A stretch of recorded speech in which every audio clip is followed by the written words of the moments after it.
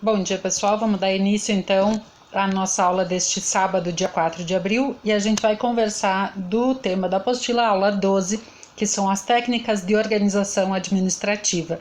Sejam todos muito bem-vindos, lembrando que esta aula vale para a turma das 8 às 10 e às 10 ao meio-dia. Tá?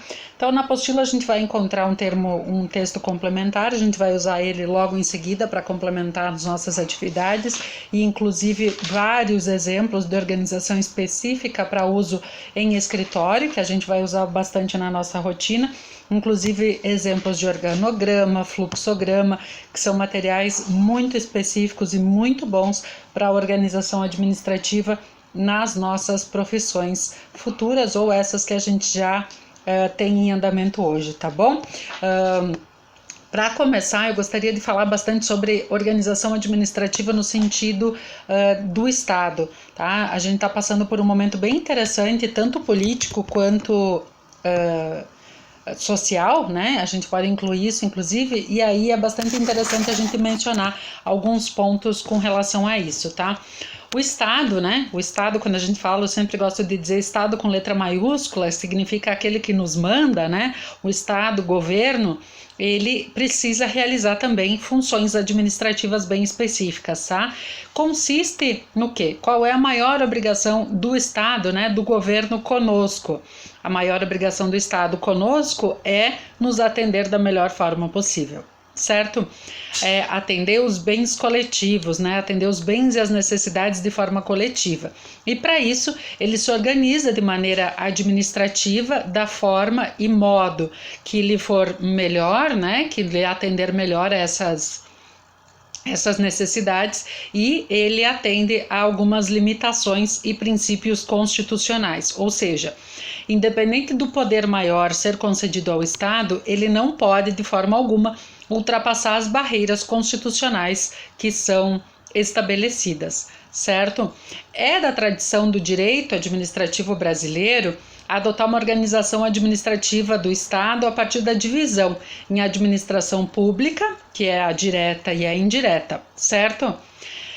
Do modo na organização do Estado, né, do modo das organizações, das técnicas de organização do Estado, a gente pode adotar alguns termos específicos, tá? A gente ouve falar muito em, por exemplo, Estado centralizado, Estado descentralizado, e aí surgem dois termos, né? Concentração e descontração. A atividade administrativa é realizada de forma bem centralizada quando ela é desempenhada diretamente pela entidade estatal. Quais são as entidades estatais? A União, né, o nosso país, no caso aqui para nós o Distrito Federal e todas as autarquias que pertencem a ele, né, os estados, o Distrito Federal e os municípios, certo? Isto então, de forma centralizada, é a forma como a administração, as técnicas de organização administrativa são norteadas no poder constitucional, né, obedecendo às normas da Constituição. Por meio de vários órgãos e vários agentes públicos, então, a União, os estados, o Distrito Federal e os municípios, né, eles se organizam de forma a atender às nossas necessidades, às necessidades do povo. A função administrativa, por outro lado, ela é realizada de forma descentralizada. Então, vamos voltar lá.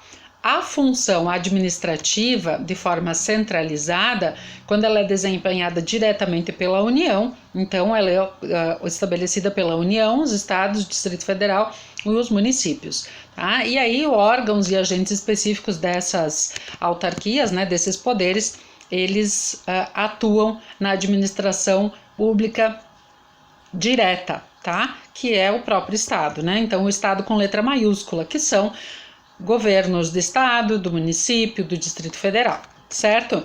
De maneira administrativa, eles agem de forma descentralizada. Por quê?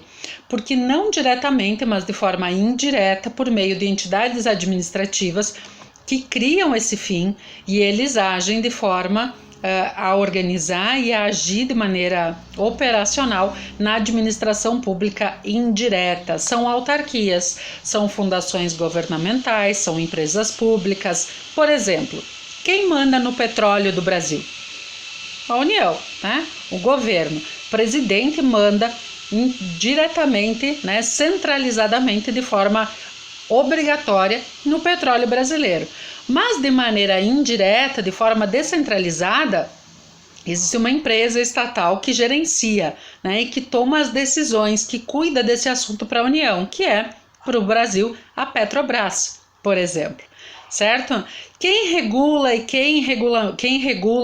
quem orienta as leis com relação à energia? A ANEEL, né? Agência Nacional que regula esses serviços. Assim como aqui em Erechim, por exemplo, a gente tem a AGER, que é a Agência Reguladora de Serviços, né, de operações, enfim, entende? Então a União é um poder centralizado, de maneira organizada administrativamente, mas que de maneira indireta descentraliza, desconcentra esse poder para trabalhar de maneira operacional por meio de fundações, empresas, sociedades de economia mista, consórcios públicos, né? As autarquias que são definidas pelo governo, certo? Na concentração, a função administrativa no âmbito interno é exercida no âmbito interno de cada entidade, seja ela política ou administrativa, por só um órgão público, sem divisão. Na desconcentração, a função administrativa é exercida também no âmbito interno de cada entidade política e administrativa, mas tem mais do que um órgão público que vai dividir as competências de cada execução de serviço.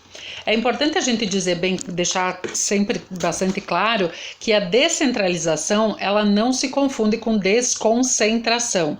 Tanto uma quanto a outra são formas de distribuir as competências, isso sim. Mas, na descentralização, a distribuição se dá de forma externa, tá? De uma entidade para outra, pressupondo duas pessoas jurídicas distintas, uma estatal, por exemplo, e uma pessoa jurídica criada por ela de maneira administrativa para gerir os negócios.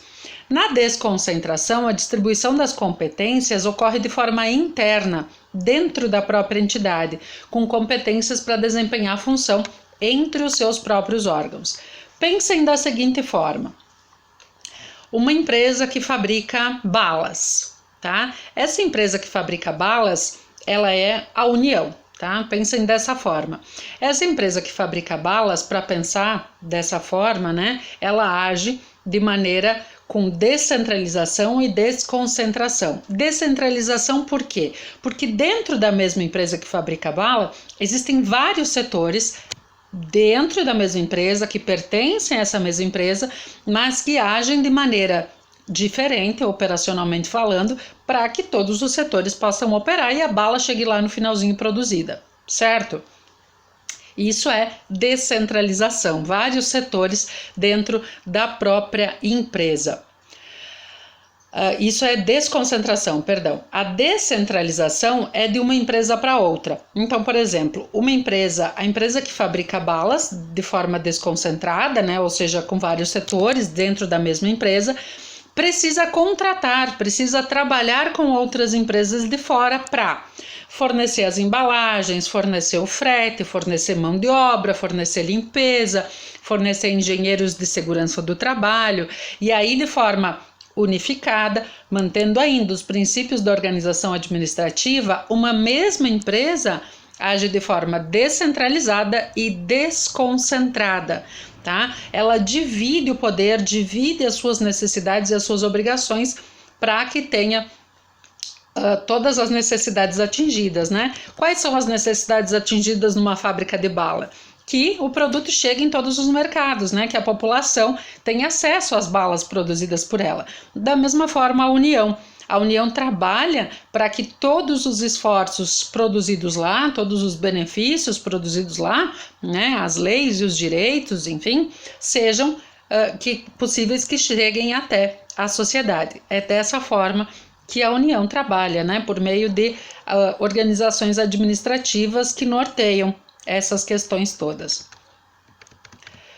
Para outros escritores da área administrativa, por exemplo, a desconcentração a gente considera como se fosse uma técnica da administração, tá? Ela é destinada a desafogar a função administrativa, tá? Então lembrem disso. O diretor da empresa, da fábrica de balas, ele não vai lá cuidar especificamente se a balinha está bem embalada e nem se os pedidos foram carregados direitos dentro do caminhão. Isso é feito por setores específicos dentro da empresa, que pertencem à empresa. Tá? Então, isso é desconcentração. E a descentralização são empresas, então, de fora, contratadas para auxiliar, né, para trabalhar junto com essa empresa para gerar os benefícios aí que o povo precisa. Esses dois treinamentos, né, concentração e desconcentração, na questão das atividades administrativas, governamentais, são bastante interessantes, tá? Porque eles norteiam todas as funções de reavaliação e de avaliação dos trabalhos executados pelo Estado. É uma primeira maneira, né, um primeiro passo que a gente dá dentro da administração para entender de que forma nós somos gerenciados pelo Estado, né, pelo governo que nos norteia, tá? Então, administração pública direta e administração pública indireta, certo? A administração pública direta é composta dos órgãos públicos, né? E a administração indireta é das entidades jurídicas dotadas de personalidade jurídica própria. País, petróleo, Petrobras, por exemplo. Certo?